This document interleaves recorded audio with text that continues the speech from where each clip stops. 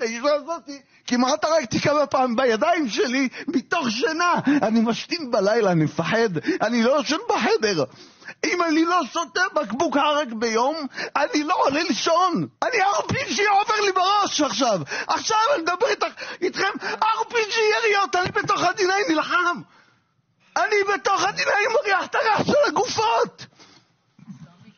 אני אוסף את הבשורים בידיים שלי, איפה אתם? אתם מדברים פה על הנכים החדשים שאתם בינתיים, הנכים שיושבים פה, ועוד עשרות מופקרים, אני מדבר עליי, אוקיי? עליו. מופקרים, וסליחה שאני אומר את זה בצורה כזאת בוטה, הדם שלנו, שהדם הנפשי, זה על כל אחד שאמור לטפל. אני אתן לך דוגמה, אני הפכתי להיות אלכוהוליסט, אני הפכתי להיות עני, בחובות שלי מעלה מ-800,000 שקל. אני מעוקד מכל הכיוונים. למה לא תיקחו את האחריות הזאת, כל אחד מכם, תוציא אותי ואותו מכל הזבל שנכנסנו לה בתקופה הזאת.